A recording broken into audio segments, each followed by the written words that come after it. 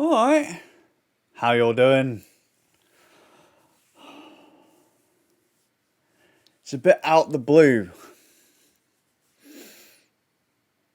but I'm kind of excited. I don't like doing bits where I go, today I bought, and this is cool.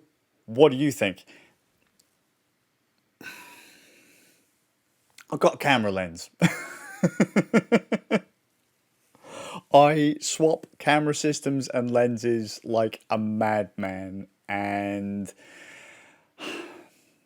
I was looking for a particular lens for Panasonic, and I didn't have. I only have two lenses for Panasonic, and they are basically the exact same lens, but for two different cameras. Like one of them's like a pancake style lens, and the other one's a kit zoom, and they're plenty good enough. But I wanted something that was a bit more low light focused. I love low light photography, and the trouble with kit lenses, they're not really ideal for low light. You can use them in low light, but then you have to drop your shutter speed to like mega slow, and then you have to bump your ISO all the way up, and it's just not the ideal, you know.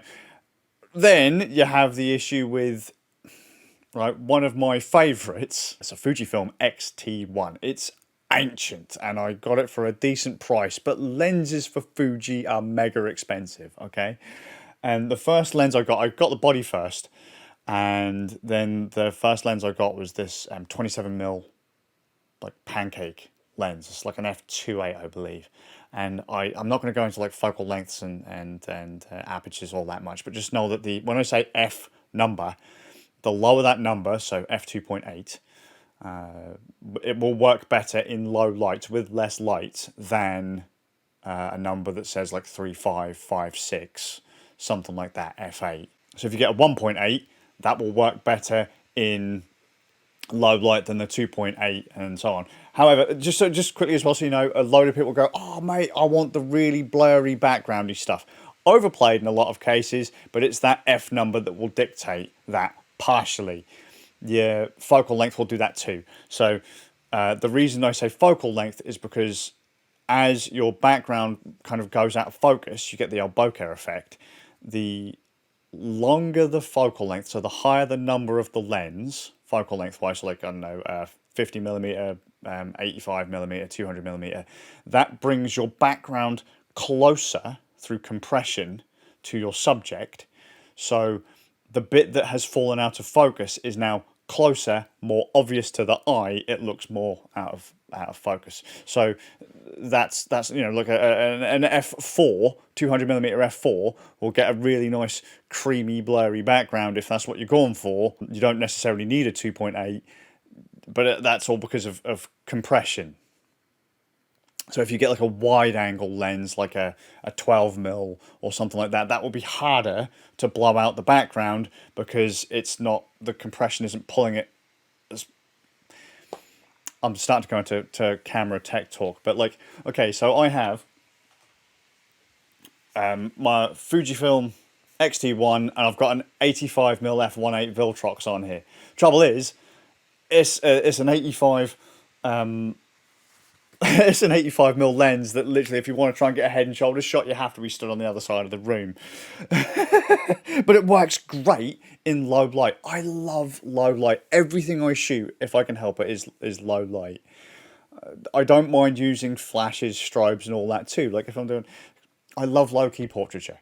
Realistically, you do that with flashes, strobes, and all that kind of stuff. So it doesn't matter how fast the lens is. You could set this to like f8, and as long as you've got that strobe to blast that face with light, it's gonna be fine, right? But when you're doing video, that's when the aperture and stuff really matters. I shouldn't really talk about this kind of stuff because there's a lot of opinion in there. There's a lot of science in there, and there's a lot of opinion. And something that matches what I like may not be what you like, and the way that I explain it might not be completely accurate to how, you know, whatever. So I haven't ever had a solid set of lenses for any of these cameras. The 27 is broken. I'm miserable. The 85 is it's so zoomed in. I have to be miles away to take a photograph. My Panasonic lenses are all like, 3.5 to 5.6 variable aperture. So when you zoom in, it goes from like 3.5 to 5.6, so it gets darker as you so like you've got it all properly exposed, and you go to zoom in, and it goes from say 3.5 to like f5, and because the number has changed, less light is getting in, so the image gets darker, and I'm like, ah. But since getting the Fuji, all I've got is primes, and I was like, I want to try a Panasonic prime. I've never. If you need good lenses, you tend to rent them. And the lens I really want, because I like my kit to be small, I like fast zooms. But fast zooms are really, really expensive. Really expensive. It's not saying that fast primes aren't expensive too, but I mean, an f2.8, I can't remember what the Panasonic zoom I wanted is something like something to 35, like a 12 to 35 f2.8 or something like that, or 16 to 35 f. I don't know what it is. It's really like, it's expensive. It's like £700 to £1,000 for a camera lens. That isn't hugely expensive, but I just so I wanted something that would work in low light. It's a bit of a long-winded way to say I wanted a lens to try on the Panasonic that would work in lower light, that wasn't hugely expensive. I think this was only 130 some odd pounds. Just a Panasonic 25mm f1.7. This isn't the, what are the other ones they do? That's the Leica. Is it Panasonic Leica? I don't remember. There's usually an upper end to Panasonic lenses, kind of like when you go to like Canon, you have like L lenses, which are the high end big boy lenses. This is one of their cheapies. This would be the equivalent of like the Canon 50mm 1.8. Or whatever, the nifty 50, the cheapies. And I say that just because, again, technical things here, the Panasonic's sensor is a 2x crop, so 25mm, 2x 25, 50mm. You don't necessarily do that because people buy the nifty 50 on Canon, it's a 50mm lens. Most people put it on a 1.6x crop factor, so 1.6 times 50, it ain't a 50 anymore. Like this isn't actually an 85, it's an 85 on a 1.6 or 1.5, I think. So we don't need to get into that. This is fantastic though. I don't give a damn about this blurred background stuff, right? But I shot some of my favorite video way back in the day on Canon 50mm 1.8. It was absolutely brilliant, but the problem is that the camera's so far away, you can't touch it. In fact, actually, I shot some of my favorite video on this, which is my Canon 60D. It's got a 17 to 52.8 from Sigma on it, but the 50mm 1.8 was brilliant. And I shot some really nice head and shoulders stuff for that, like this kind of stuff. And I now I can do that a bit more with the Panasonic. I don't have to get big old light panels out and start. This is lit with one light, and the light is on the other side of the room. I could not do that with the other lens. In fact, actually, let me show you the difference between 1.8 or 1.7 and what I'd normally shoot at, which is like 3.5 or 4. So hang on.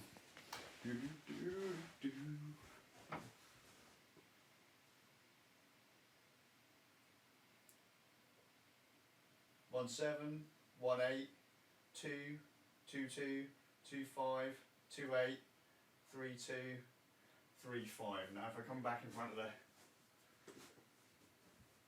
I should be quite a bit darker. There you go.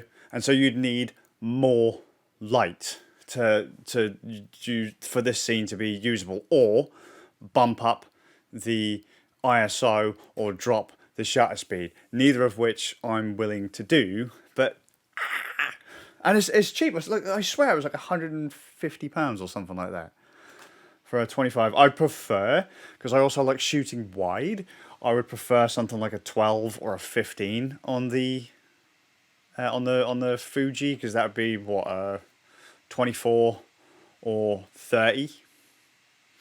So, and that would be a much more usable focal length, in my opinion, for what I do, what I like. But then if you're going to do portraiture, then you do want the upper end. Let me, like...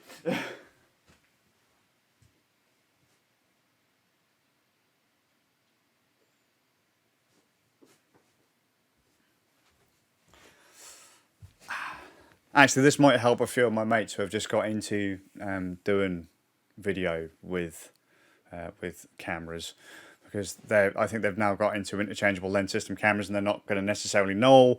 Then they're going to go onto YouTube's and they're going to start searching things up, and they're going to get caught into the they're going to get caught by the trap of, they're going to become gear snobs. They'll get caught by the you need this lens to do this job. You need, f2.8 glass all the time. You need this one, this one, this one. Anything else is complete bunk. If it ain't an L lens or whatever the high end Nikon lenses are, it's bunk. Whatever the high end Fuji, Panasonic, Olympus lenses are, it's bunk. Pentax, bunk. Like, just realistically, you get the lens that, one, you can afford, that allows you to take the kind of images you want. You could find that like a £50 adapted CCTV lens will give you a fantastic, like, it might not be fantastically engineered, like it might not be pixel perfect, that might have like terrible chromatic aberration and vignetting, and these are things you don't need to worry about. You just don't, right? But it might then have a really neat kind of swirl to the out of focus backgroundy bits, which I know I've said is kind of overstated, but sometimes they have this really nice aesthetic, but so many people would just crap over them because they are cheap foreign, oh mate, that's a cheap Chinese lens, or that's just a wanky modded CCTV lens. You can buy some of these lenses for like $15 and they take beautiful pictures. Like, you can get kind of like, instead of like balls for your out of focus background, which is what people generally like, if it's a point light source, they like it to be a nice round ball. Sometimes they have like this nice kind of oil painting kind of swirl to them. It's really like just, oh. So don't get caught by price. Don't get caught up by brand. I mean, as long as it fits your camera, Viltrox, they do really cool cheap lenses. What is it, 7 Artisans or whatever, do really cheap lenses. Don't be afraid of manual lenses. Just find something that will allow you to shoot in the environment you like to shoot in. I like low light, so I like 1.8s, 2.8s lenses. I like low-key portraiture. So realistically, I can shoot with anything because I'll be using flashes and strobes. I mean, I've got a drawer full of strobes and stuff. It's just... Oh, man. Sorry, this is just a random ramble. I'm just well excited to have gotten a really cheap lens. Just the thing is, every time I buy a new lens, because I'm in such a cramped space, like little bits and bobs just go missing, or it's really hard to find. I bought some batteries in that lens, and you put all your stuff together, and then people kind of pick it up and move it, and it's just like, and then you can't find anything, so you get another one, and yeah, that's all this video is. Don't get caught up on gear. Even like a cheapy little lens could be really, really cool. I mean, I could have spent £1,000 and bought the zoom that I liked, but limitation also kind of breeds creativity. So if I've only got 25mm to play with, that's one thing I really liked about my 27. I had to move around to get the shot that I want. I couldn't just zoom in. And I've taken some, I think at least, I've taken some beautiful photographs with this 27. Just find what works and roll with it. Get a nifty 50. Find out whatever the nifty 50 equivalent is for your camera system. Get one of those and play with it. Just mess about with it. Get some cheap primes. Get some modded lenses. Like, get some CCTV lenses, like C-mount lenses and stuff like that, and mod them for your camera, and see what you can do. Because there's no right or wrong in photography. or video. Really, there isn't. There just isn't. As long as you can get something you're pleased with, do it. But I don't know. I wanted to try a prime that was quite fast. I would have preferred a zoom that was quite fast, but I wanted to try a prime, so I didn't have to, bust out all the lenses. The only real nightmare is, as I say, it is so far away, it's not even funny. But like back in the day with the old Canon, I used to have like a remote or hook it up to a laptop. But wow, this is, by the way, this isn't particularly solid of the quality of the lens, just because it is running through a capture card into a laptop rather than raw off the camera. I just needed to save time because I've only just finished a podcast and it's nearly midnight. No, it's gone midnight. It is now anyway. So, try out new things. What kit? Right, I shouldn't ask. What kit does everyone else have? My mate Steve just got a new camera. I'm curious what he got with it, to be completely honest, and what he's going to shoot with it, and how he's finding learning. Just the trouble with so many places on the old YouTubes and that, so many people do just push high end, high end, high end, high end, and you don't need it. In a lot of cases, it becomes specialist fringe gear, and it's just, is it nice to have? Does it open up possibilities? Yeah, but you don't need it. Like, you don't need it. If you have the lower end stuff and you prep, if you haven't got a lens that goes super wide and it's like really dark, you know what you do? You buy some lights and you learn how to light a subject. Do that. Like, that'd be really good. That'd help you all around. Because even if you've got the best fast lens, if you haven't got any light, you ain't capturing a picture. So, it don't matter if you've got the off-brand camera lens. If you've got a Panasonic and you've gone and stuck a Viltrox on it, or you've got a Pentax and you've stuck a whatever on it. It doesn't matter. Just get the kit and play.